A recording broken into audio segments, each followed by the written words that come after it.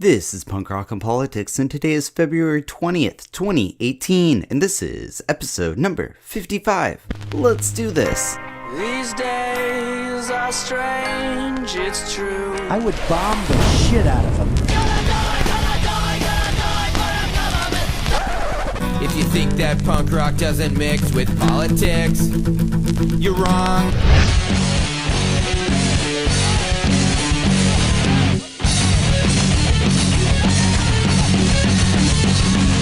Welcome to Punk Rock and Politics. Today we'll be talking with guitarist and vocalist William Cudding from the band Pariah State about social justice warriors, religion, and the hypocrisy of the political left and right. Two things the far right and the far left have in common. One is they're both collectivistic movements. The second is they're both authoritarian movements.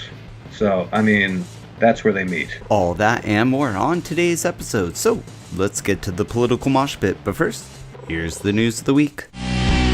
Here's what's making news. That us kids don't know what we're talking about, that we're too young to understand how the government works. We call BS!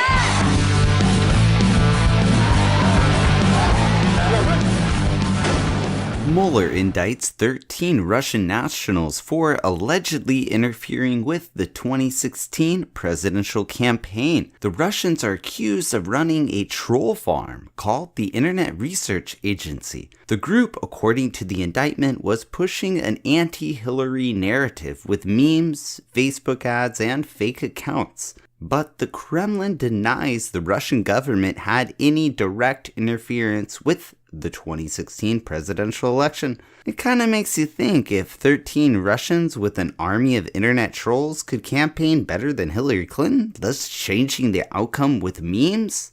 Yep, this is where we are going. Memes of mass destruction are coming soon. Politicians who sit in their gilded House and Senate seats funded by the NRA telling us nothing could have ever been done to prevent this, we call BS! They say that tougher gun laws do not decrease gun violence. We call BS! They say a good guy with a gun stops a bad guy with a gun. We call BS! They say guns are just tools like knives and are as dangerous as cars. We call BS! No, they say that no laws could have been able to prevent the hundreds of senseless tragedies that have occurred. We call BS! That us kids don't know what we're talking about, that we're too young to understand how the government works.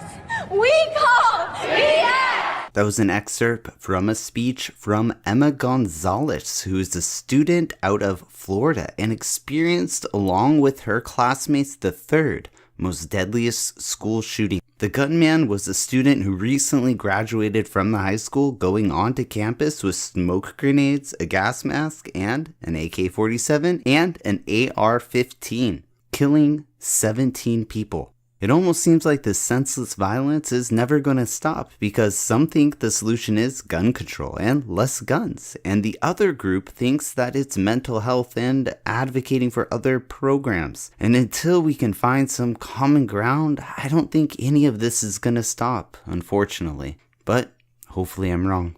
The Pennsylvania Supreme Court ruled in a 4-3 vote to approve a new congressional map. The new map is expected to help Democrats because in recent elections, the Republicans typically gained 13 of the 18 districts in Pennsylvania, even though the voting numbers for Democrats and Republicans have been equal. Gerrymandered districts is a serious problem all across America, creating an unfair advantage for one or another political party. And here in Pennsylvania, the Republican Party have already stated that they will fight the new boundaries in federal court. More news on this as it develops. And on this day in rock history, February 20th, 1959, Jimi Hendrix played his first show at a synagogue in Seattle. And he was only 16. And that's the news of the week.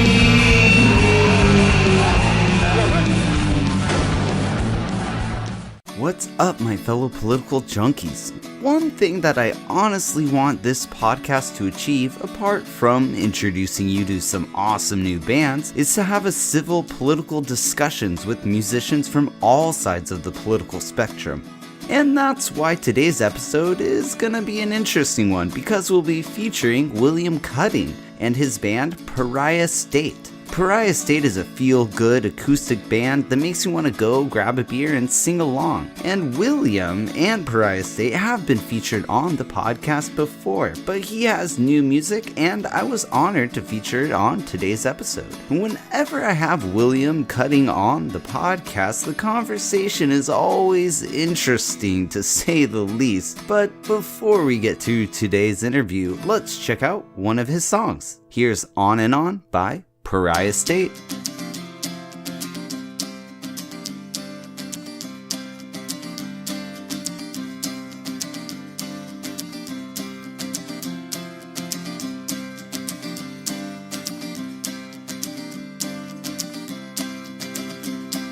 Pissed down from the heavens into the toilet of humanity, we fill the air with our fragrant song. An island of shit on a sea of mediocrity, standing on the shoulders of morons.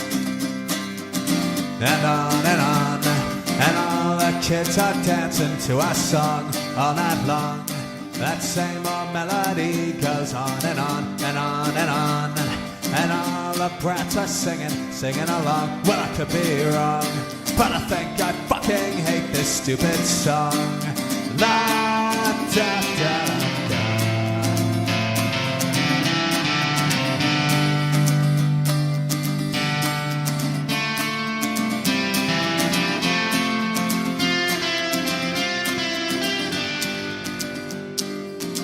Like a stupid cat keeps pissing on all the furniture. We've made a mark on every bar in town. Like a two-bit whore, we spread our songs like STDs, and we'll sleep with practically anyone. And on, and all the kids are dancing to our song all night long. That same old melody goes on and on and on and on. And all the brats are singing along. Well, I could be wrong, but I think I fucking hate this stupid song. La da da da.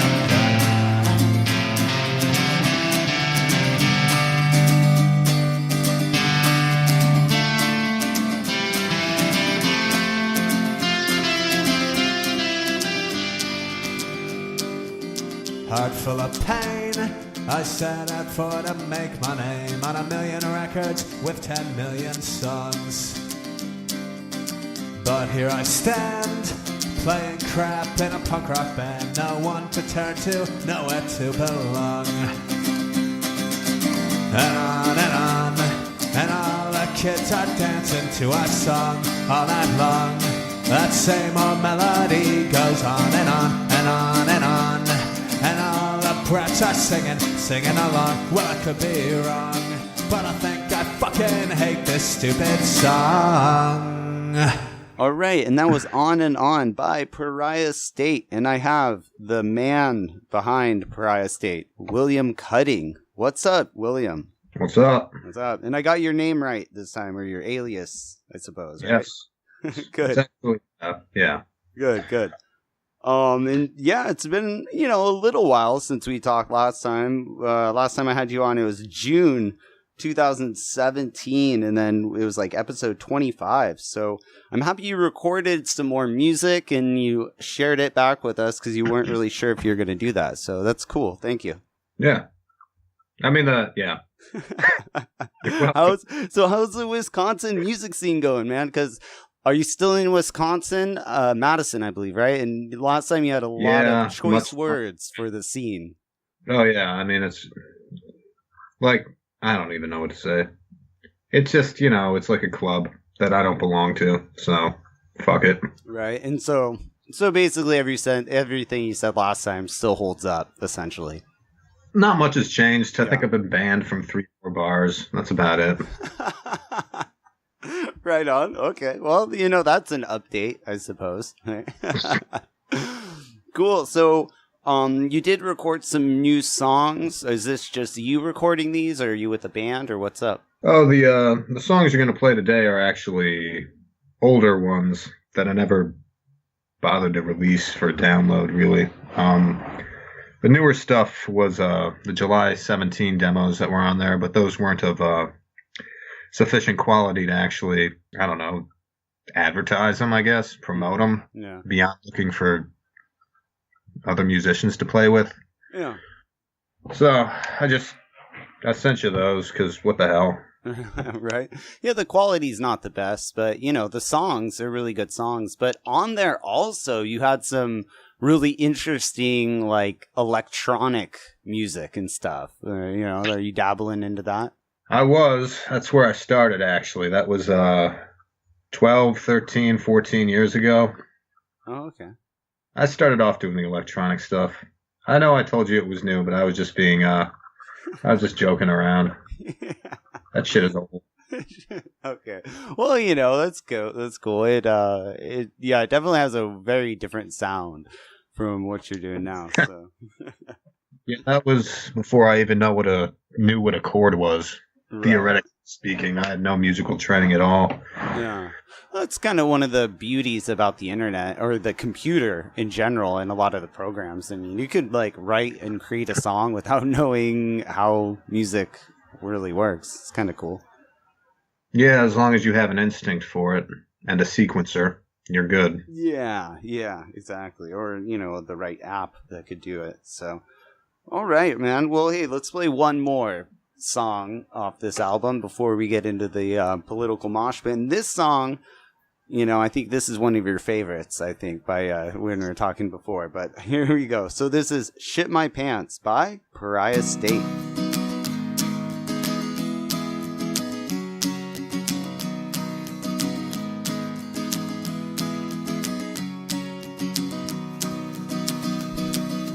I think that I just shit in my pants, but I'm far too drunk now to know which one's my ass. The world is spinning like an old LP, playing out my life on a dead-end street. Well, in its swell, I'm in a living hell, riding beneath the city lights, on a concrete pillow in a bed of sick. Oh, oh, oh, oh, oh, oh, oh, oh. P-A-L-O-N-E-Y for lunch. Mr. Prison God, sir, just can't get enough. P-A-L-O-N-E-Y's a treat. Mr. Prison God, sir, may I have seconds, please? Well, in its swell, I'm in a living hell, riding beneath fluorescent lights. I really, really think I'm gonna lose my mind. Oh, oh, oh, oh, oh, oh, oh,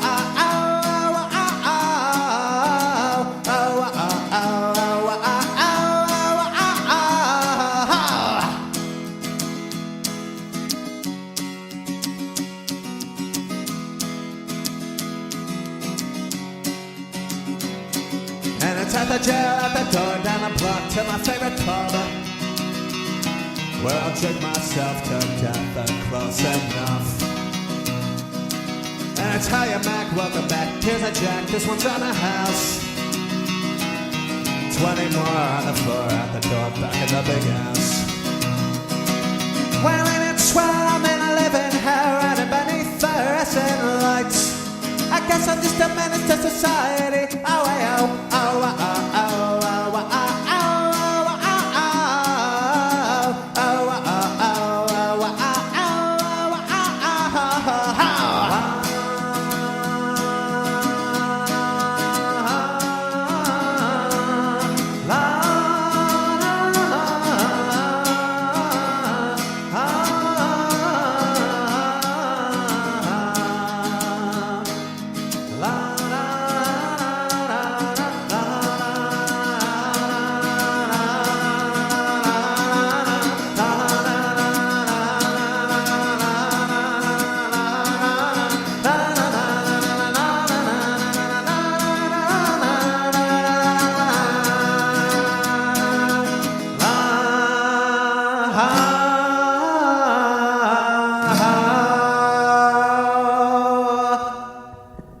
And that was Shit My Pants by Pariah State. And I love the title of that one, man. Yeah, man. It's also the title of the album. So yeah, it's some deep stuff right there. Yeah. Heartfelt shit. Yeah. Oh, yeah. In the pants.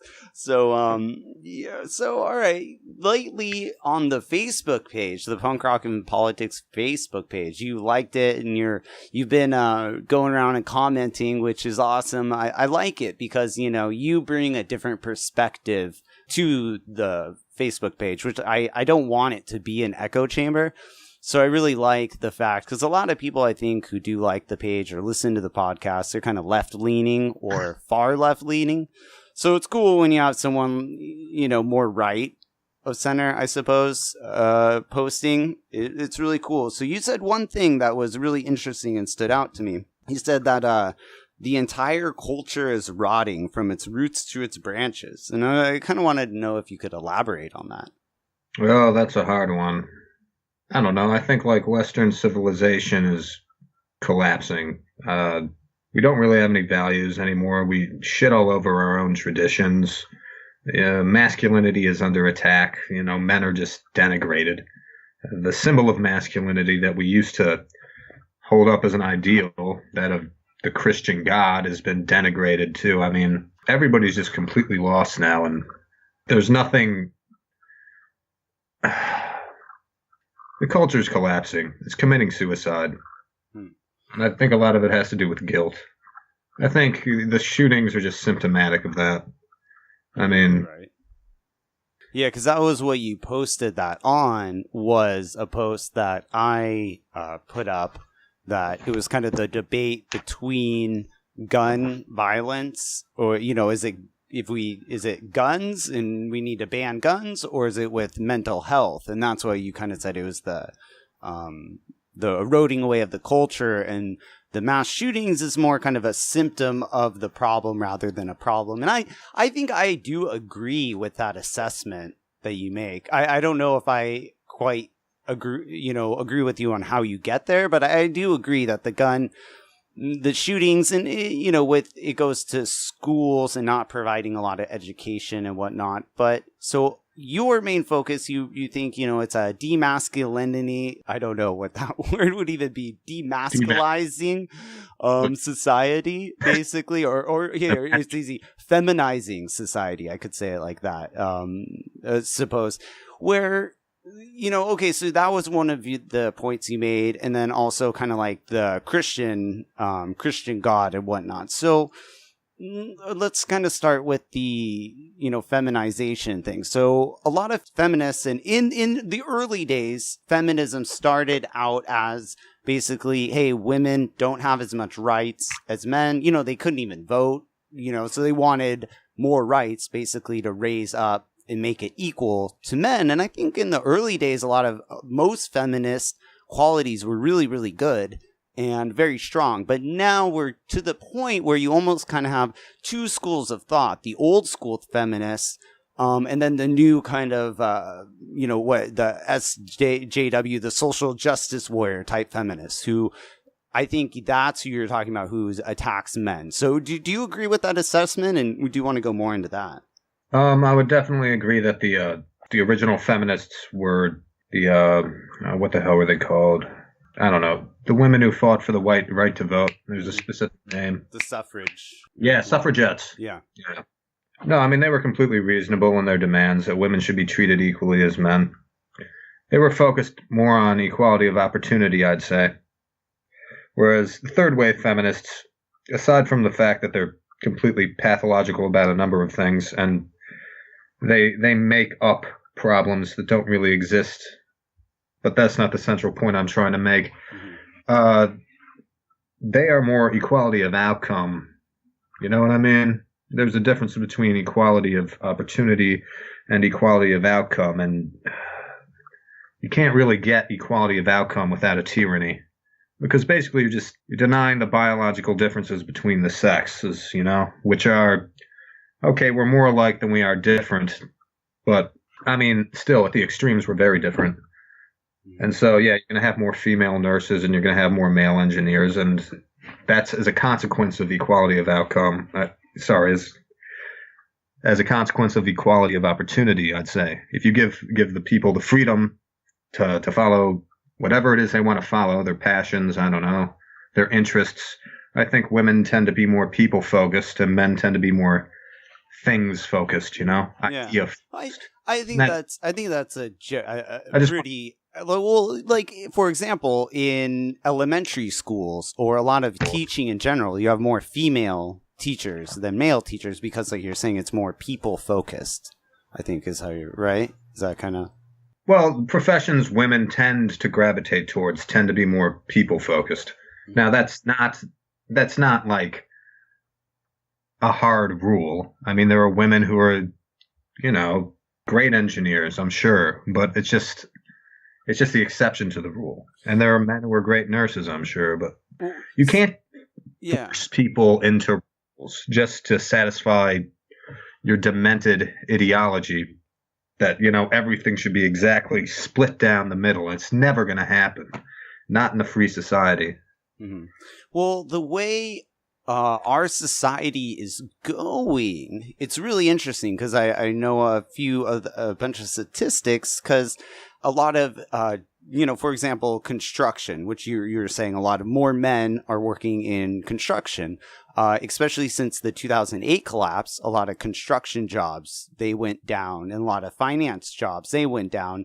But a lot of the jobs that kept hiring were government-oriented jobs, teaching jobs, healthcare jobs, a lot of jobs, like you were saying, that it does have a higher female, you know, population in those career fields. So our society is almost kind of, you know, the main jobs that are being created and growing, industries that are growing, are female dominated, whereas a lot of the industries that they're shrinking simply just because of that's how our economy is going, are male dominated economies. And it was kind of funny, a few Olympics ago we actually had more female Olympians than male Olympians, and then now we have more female women graduating college. So we do kind of see this interesting you know, change going on in our society. But also it also goes back to look at professional sports. When a female was, I think she's a coach or something, but it was a big deal about, a female is just a coach for a football team. So you still have this this underlying thing. So what do you think society and our economy and how our economy is changing? Do you think that's feeding into this and kind of giving the social justice warriors like justification for what they're saying? I don't think they have any justification for what they're saying anymore. I mean, one thing I'd say is, you said it, women are not only graduating from college at higher rates than men, they're enrolling in higher rates. And that trend is continuing. It doesn't seem to be showing any, doesn't seem to be stopping or slowing at any rate. I mean, I don't know what they're complaining about, really. What was your question again? Sorry, I've had a few beers. Oh, yeah, no worries, man. Well, just, you know, basically that our culture and how our economy is growing, you know, basically the factory job, which was back in the 50s, also because of our you know, more males were working back then anyways, but the factory job was more of a male-dominated job. Still is, really. But our factory jobs, the construction jobs, they're all kind of leaving or getting less pay. So is our economy that is kind of fueling this divide and this culture that's using, we need men less now more so? Is that kind of, do you think that has you know, something to do with this? No, not really. Okay. I mean, men still do all sorts of shitty jobs. I think the 95% of workplace fatalities are male. And that's the funny thing about the feminists. They all complain about how there aren't more female engineers, but they never complain that there aren't more female sewer cleaners, you know? They have no problem with that being a male-dominated trade.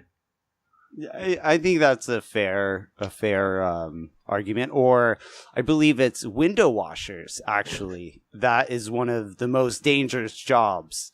You know, the ones who go up on the sky rises and have to wash windows. That's one of the most dangerous jobs I was reading. It's like, who would have thought? Yeah, feminists aren't at all concerned with the high mortality rate well, not the high mortality rate, more like that the vast majority of workplace deaths are male, any more than they're concerned with the fact that the vast majority of rapes in this country occur in prison, very often to men. You never hear them talking about that. Instead, you hear them talking about the fictional campus rape culture, which according to them, like 1 in 5 girls goes to university gets raped. I don't know why the fuck their parents send them if that's the case. Well, see, I mean, I personally, I do see, not rape culture per se, but it definitely is a sexualization of, just sex in general in college. And yeah, it's probably a slightly more male pushed, but it's also female pushed. But back to the rape, and yeah, I think it's an interesting thing that doesn't get brought up very much is domestic abuse. And a lot of domestic abuse shelters or hotlines, if a male were to call up for any sort of help, a lot of times they're denied or sent somewhere else, because it definitely makes sense. They should have separate organizations for males and females, in the domestic abuse treatment realm. However, there's very, very little programs for males. So I mean, that's kind of a really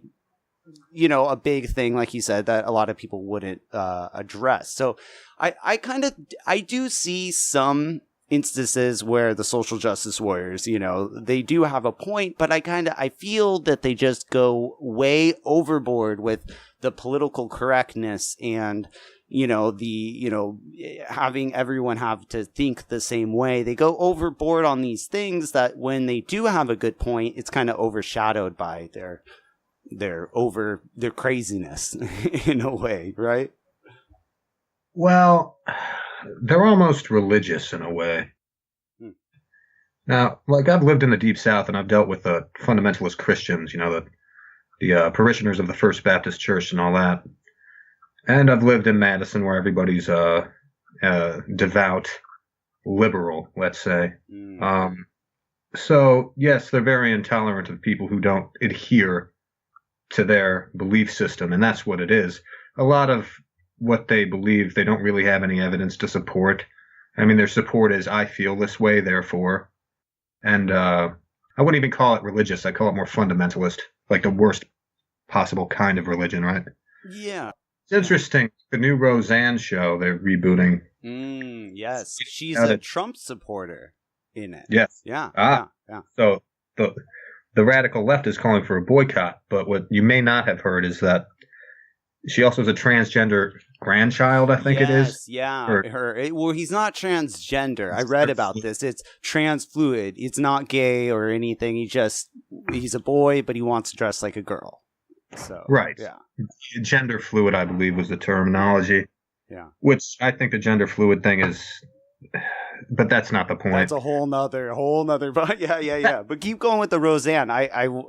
This is good. Yes. Well, the point is, I found out that because of that, the religious right is calling for a boycott of the show too.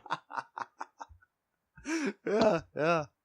So they're two sides of the same coin, right? Dude, that's a great point right there. That's a great thing to point out. And the whole thing, Roseanne is pretty liberal in real life, or I would say more libertarian, but she's definitely real. Like, I've listened to a lot of her interviews. She's pretty woke. I love it.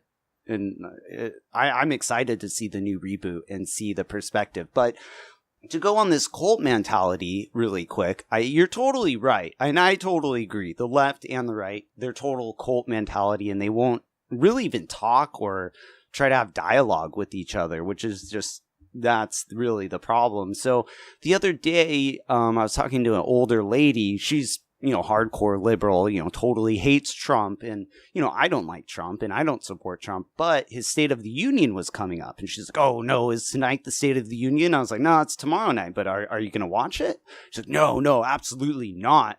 It's like, well, I don't like him. but he's still the president, and the State of the Union is still a big deal. Don't you think you should just watch it in the fact that he's the president and you should respect the office? Oh, no, not at all. It's like, dude, this is exactly what conservatives were saying about Obama a few years ago. Why? It just blows my mind. Yeah, I think it's like you said last time. It's like the whole Russia conspiracy and whatnot. It's Yes. It's like the old Obama doesn't have an American birth certificate thing that we were hearing back in 2008. It's just, there's no evidence for it, but you know. No, this is great. This is actually something I did want to bring up. We brought up the Steele dossier and all this stuff back then. This is when it was pretty new in the news. And you were just saying, it's bullshit. You know, I was saying pretty much my stand the whole time. And now I know it's pretty much garbage. But back then I was like, I don't know. It sounds pretty bullshitty, but yeah, I don't know either way, you know, but you nailed it on the head. You said, it was bullshit. It's just like tabloid garbage. And it pretty much was. And it turned out to be that. But now we have Mueller, indicting, I believe 13 Russians. And I'm not really sure exactly what the charges are because it hasn't come out. So it's kind of crazy. One day you'll hear information why the Russia case is kind of getting weaker and weaker, but then the next day you hear that the Russia case is moving forward. So what's going on with that? I want to get your opinion on this because you totally got it right last time. Well, I think, like I said last time, I just stopped paying attention because it's too goddamn much, and I don't care. Yes. But knowing people and knowing propaganda tactics, I would just say that it's still going ahead because there's still people who believe it. You know, I see them on my Facebook feed, I meet them, and Trump and the Russians, and I don't even talk. I don't talk to them about that because there's no point, and I'm bored with it. But yeah, they still believe it, and so the media and the Democratic Party are still pushing it to delegitimize Trump and his supporters. So that's why you still hear about it, even though anybody who's bothered to pay any attention at all, who has a brain and ability to think critically, knows it's horseshit. But most people. A lot of it's rumor and speculation. Right now, I think the only concrete, solid evidence that they have is Don Jr. met with that one Russian agent and he didn't disclose it, which, that's shady, but it's not really illegal. And then the Facebook ads, the Russians bought a bunch of Facebook ads. It's like, well, wow, they bought fucking Facebook ads. Information. They're, using fake information to attack us. It's like, but America will go in and bomb a country and take out their dictator that we put in a new dictator, and CNN's cheering for it. But now they're like, oh my God, Russia bought Facebook ads. This is going to destroy our democracy. It's like, it's the hypocritical. It's horrible. I mean, so I think you're right. People just want to believe it and they just ignore, or they just won't use their logic in this. It doesn't make sense. Yeah, it's what my mother said this recently. I thought it was quite brilliant, actually. She said, it's like Trump became president and all of a sudden everybody in Madison found religion. It really is like a religious faith in this shit, Yeah. And what else did she say? Oh, and Trump is the devil. That was the other. Yeah. Well, yeah, I agree, because a lot of things that my fellow liberals, and they're my fellow liberals, a lot of things they're all pissed off and all mad about right now. I'm kind of like, yo, Obama did that too. Where were you 5 years ago when Obama was doing this? So that kind of pisses me off. It really does, because both sides, like you said, they can't even admit to anything, and meanwhile, we have Trump. He's passing a tax cut, that benefits corporations and, the top 1%. It does help the middle class, but only for 10 years until that sunsets. But the liberals don't want to talk about that, which is crazy, because I think they could really, they have an actual argument that they could fight against how, Trump's only helping giving tax cuts to the rich, yada, yada, yada. Why don't they use that argument instead of, he's a Russian conspirator? Maybe because they do the same shit. Yeah. Yeah. Well, they do. They give tax cuts to look at Obamacare, the ACA. That was a massive giveaway to the health insurance industry. So, yeah, pretty much. And how much did Obama get paid to speak at Wall Street? Relatively. Oh yeah. Well, Obama and Wall Street, he's totally intertwined. If you look at 2008, he didn't do anything when it came to prosecuting the banks. So, yeah, I mean, both parties, when it comes to big businesses or corporate America, and the Democrats and the Republicans, they both work with corporate America. That's without a doubt. So back to eroding away. So I think that's good. We went over the social justice warriors a little bit. So the other big thing you're talking about, eroding away America, kind of the culture, was the Christian values. So my opinion is that, we're a cult. I believe us being a kind of a religious-less society, or letting everyone do their own religion, keeping religion, the state, separate, is very important. Do you not agree with that? I agree. Okay, so what did you mean by, that Christianity or the Christian God? I don't exactly remember exactly what you said, but you said something about Christianity's kind of being taken away or under assault, or that's eroding away also. What did you mean by that? I don't know. It's a very broad question. I haven't really quite fleshed it out yet. I just have a sort of general feeling. I know Christians and Christ and Jesus and all this stuff just get shit on constantly where I live anyway, in Madison. Not in the South. When the more liberal sectors of our society, it's just it's such an easy target these days, And, but it's funny, though, because they don't give Islam the same treatment. Okay, and Islam is... Yeah. At least nowadays. I mean, but they always say, oh, no, they're exactly the same, because 500 years ago, we had an Inquisition. It's are we having an Inquisition now, though? Who gives a shit? Mm-hmm. So, yeah, Christianity, where I live, is totally up for attack. It's not a sacred cow anymore. Everybody attacks it. Everybody. And they also blame it. They blame everything on it, I swear to God. Religion is the source of all the world's problems. If it's not the patriarchy, it's religion, or religion's part of the conspiracy theory that is the patriarchy. Well, I mean, they go hand in hand. And I mean, I get that to an extent because, women can't be priests, or, a lot of churches, women can't hold certain powers that are high, only men can hold it. But going back to the Islam versus Christianity thing, I think you're totally right. And who is it? Bill Maher. I don't really like Bill Maher very much at all anymore, but I do think it's awesome that how he talks shit about all religions and Islam, but the liberals, his fellow liberals, they always get so mad when he talks shit about Islam. But it's true, because if you look at Saudi Arabia, they just went to go say, oh, women can drive now. Oh, and everyone, the Wall Street Journal and CNN and Fox News, everyone celebrated, oh, women can drive, but they still need a male to take them out, and they have to wear the full burqa in order to, but they could drive now. So I think you're right. Why don't the liberal left and the social justice warriors, why don't they actually talk about Islam and say, why don't, it's kind of culture is more important than women's rights. That's almost what that means. It looks like it. I can tell you exactly why they don't attack Islam, as they should, if they were at all consistent in their beliefs, which they aren't. Mm-hmm. It's because Muslims, people who are followers of Islam, tend to be brown. And they have all this white guilt, and they're all about, oh no, I wouldn't want to be a white supremacist. That's pretty much all it is, man. It's guilt. So their white guilt, which, it does make sense, that kind of thing. They don't want to be seen. They're so scared about being seen as a white supremacist that they are not, they're going to say, well,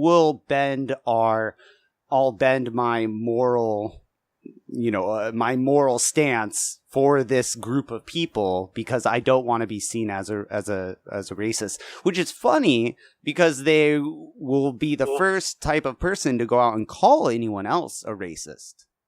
Oh yeah, the real racists in our society today are the people who run around calling people racists. Which, yeah, I think that's really funny. And or calling people Hitler and stuff. It's like, dude, no, come on. There's only one Hitler, and if someone's bad, let's just talk about how they're bad. Let's stop comparing them to other people, or just blankly saying, oh, they're a racist. That just seems so counterproductive because you're not talking about the issue. What is the issue on why they are racist? How about just talk about that and why the issue or what they're doing is bad? Because I don't think they can't, is what you're saying. It's an ad hominem attack. It's a very primitive tactic of shutting down the conversation. If I tell you you're the worst thing in the world, if I tell you you're a Nazi, then your opinion no longer matters. And if people believe me, I win the argument. But it's worse than that. Because it's not that you're a Nazi and you have the worst opinion in the world. It's that you're a Nazi, you have the worst opinion in the world, and to give you a platform is in sense enabling whatever you're saying. Yeah, precisely. To give their political opponents a platform is to be somebody who supports Nazis. Yes, exactly. Even Nazis. Even if the people aren't straight Nazis, I mean, maybe they might have some nationalistic views, or maybe they might have some far-right views that we as lefties don't agree with. That doesn't mean they're fucking Nazis. It just means that they're a little bit further right, or they have nationalistic views for whatever reason. But I think the whole goal is to try to understand why these people have these views. And you can't understand why these people have these nationalistic views, anti-globalist type views. You can't understand why these people have it if you're not going to let them talk, or you're not going to talk to them or listen to them. Well, no, and that's one point. The other would be, even if it actually were a Nazi, I'd be more than happy to give them a platform and engage in a debate with them, because if you're right, and if you're at all capable, you should be able to, annihilate them on a stage and parade their ideas. Parade them around like, the fucking doofus, which is, I mean, you can take their ideas apart very easily. It's not that difficult. But if you suppress their ideas become romantic. Yeah. So you're only doing them a favor when you do that. You're only doing them a favor. You're only doing Richard Spencer a favor when you punch him in the face.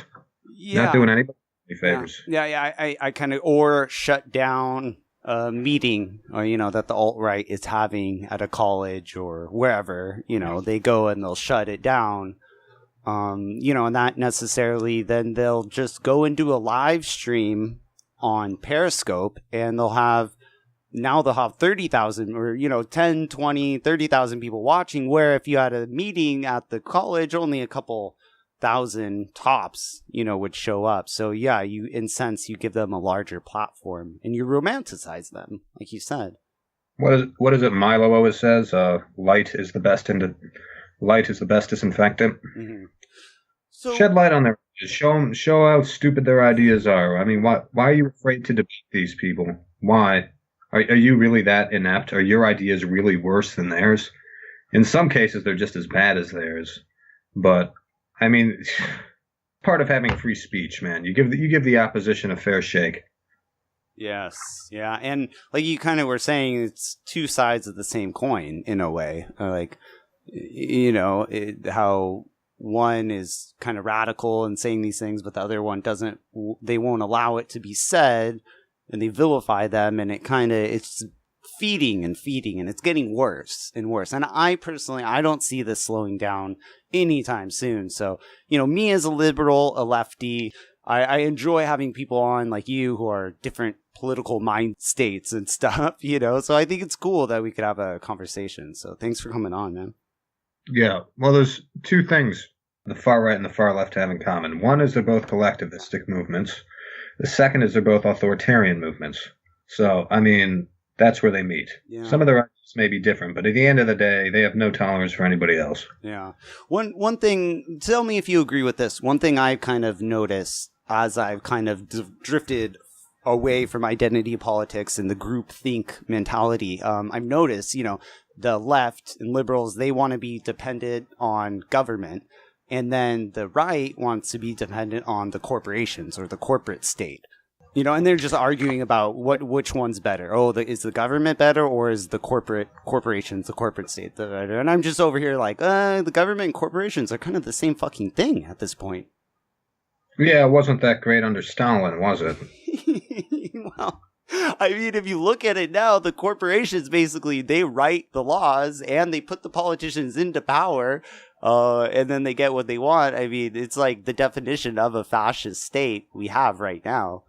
I mean, it's pretty damn close. It's not that. We're not to that point yet, but we're going down that road. Would you not agree? I don't know.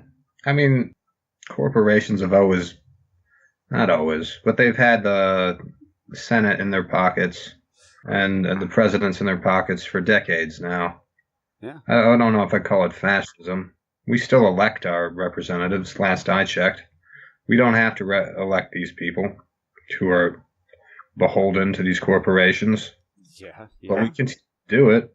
People didn't have to vote for Hillary. Bernie Sanders didn't have to endorse Hillary. Yeah. He could have ran as independent. Wow. Yeah, who knows?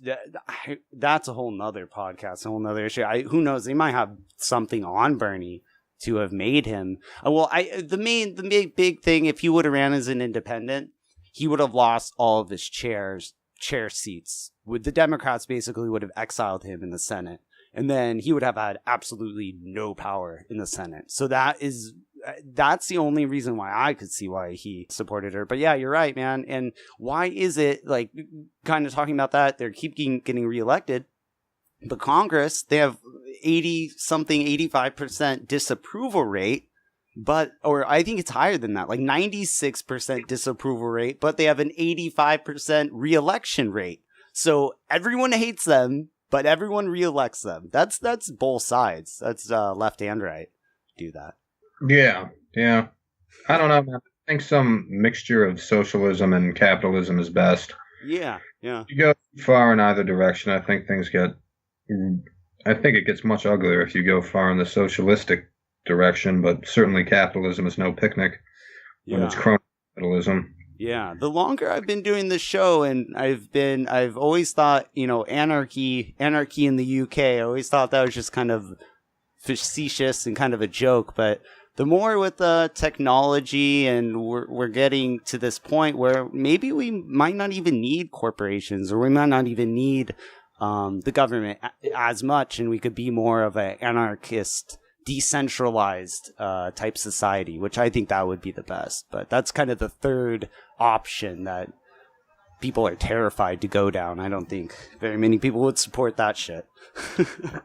I think it's unrealistic. Somebody's always going to take power. Yeah, but yeah. I think some right. corporations are on the way out. Look at the television networks, mainstream news outlets, stuff like that. They're going the way of the dodo. Mm-hmm. Increasingly, people are going with, there are a lot of people on YouTube who are really fantastic, that they're becoming more and more popular. Yeah. And there are a lot of people who aren't so fantastic who are becoming more and more popular, who aren't part of the mainstream. I mean, I think Alex Jones gets more views than Anderson Cooper. To the tune of millions, Oh, yeah. But there's also people like Jordan Peterson on there who I think he's great, man. Mm-hmm. Sargon Cod, he's a little bit of an asswipe, but I kind of like him. Milo. Yeah. Shapiro. No, and on the left, there's a lot on the left too, and I don't agree with a lot of these people, but I know everyone you're talking about, all on the alt-right, and I listen to them. Sargon, there's another one, Styx, Hendrix 66 or 666. I mean, I don't really agree with him a lot of times, but I really, really respect that guy. I think he's very knowledgeable in a lot of things, and I think he's intellectually honest, which I respect. Styx is great. Yeah. And, the nice thing, who the fuck, more and more people are watching people like this, right? Mm-hmm. Now. But what you're saying is whatever. Yeah, and the old corporate media, the legacy media, as Styx calls them, they're dying. But what's happening is Facebook and Google, Alphabet, they've taken over, And now these people on YouTube, they're basically beholden to YouTube and to Google to get their money, to get their paycheck, which a lot of them are evolving and going to Patreon and doing other things. But it kind of shows we try to disrupt the system, but then the system still has you by the balls because you're getting paid your ad revenue. And they're like, oh, your controversial stuff is not going to get ad revenue anymore. So they still kind of control us, which just sucks. Well, they control their tiny little corner of the world. I mean, at the end of the day, it's just like voting. We don't have to frequent their websites. We don't have to give them hits so they can get money for advertising. We can go somewhere else. And increasingly, that's what people are doing. And if they, with Twitter, them kicking off all the conservatives, their stock is plummeting right now. Nobody goes there anymore. Their site sucks. And if Facebook goes too far to the left, the same thing's going to happen. And all these people that we're talking about, same with YouTube, they're going to find someplace else, and their audiences are going to start following them. So they're just going to screw themselves because in many ways they're beholden to us. If we stop buying their product, they're out of business. Yeah, I agree. I mean, the people, we hold the power, and Facebook has just been pissing me off a lot because, it's basically just a data collection service, and they're making a bunch of money off of feeding us ads and collecting our data, and then, it's crazy. It's really the users should be compensated, or they shouldn't collect our data and shouldn't have ads. So, it's really, you're right, though. The people have the power, and once the people start changing, everything will change, and the corporations will have to follow. So, yeah, man. Well, dude, hey, I'm so happy you're making more music and you sent it over and everything. That's fucking awesome, dude. I'm glad to hear that. But before I let you go, where can everyone go online and find Pariah State's music? On Bandcamp. You just have to Google Pariah State Bandcamp. I think I should be the first thing to come up. But yeah, if not, just do Pariah State WI Bandcamp. WI, obviously. Short for Wisconsin, and you'll find it. Or if we all have everyone just search Pariah State Bandcamp Shit My Pants, I'm sure then it'll pop up. Yeah. And then when anyone writes Pariah State, it'll kind of just pop up. Shit My Pants will be the first thing that pops up, That'll be awesome. Pretty much. Yeah, you could better idea. Just do Pariah State Shit My Pants and it should come up. Yeah, that shit should come up. Oh man. Yep. Well, hey, William, it's always a blast having you on the podcast, man. Thanks again for coming on. It was a pleasure. Thanks for having me. Yeah, definitely. And if you make any more music in the future and you need to talk more shit about the social justice warriors and Madison, always hit me an email and we'll always have you back on, man. All right, sounds good. Cool. All right, well, here, before I let you go, let's hear one more song from William's band, Pariah State. Here's 3-Chord Song by Pariah State.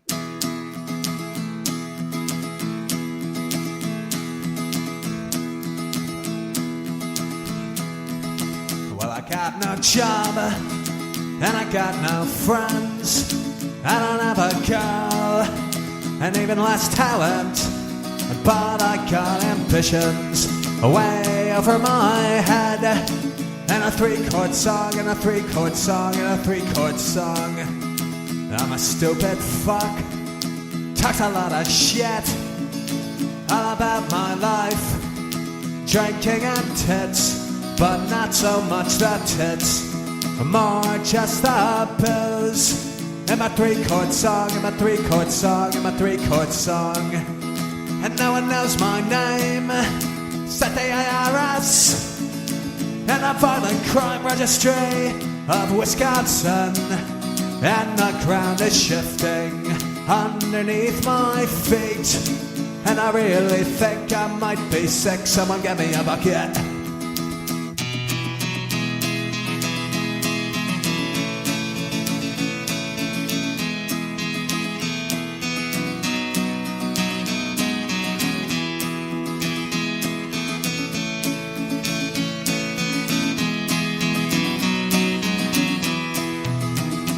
Got a guitar, listen to me sing, tra-la-la-la-la.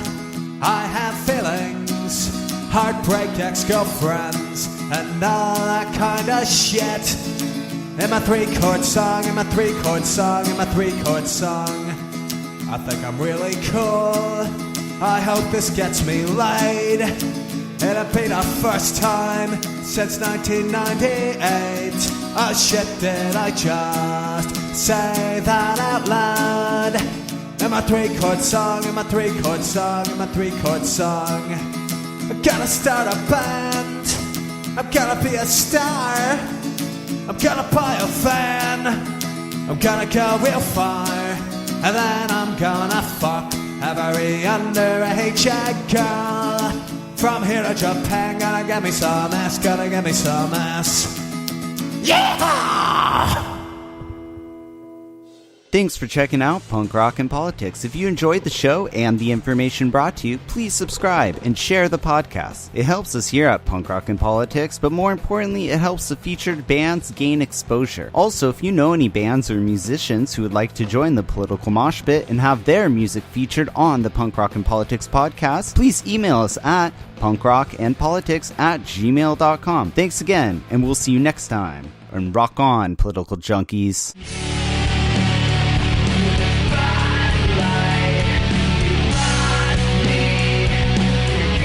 I think all our society is run by insane people for insane objectives.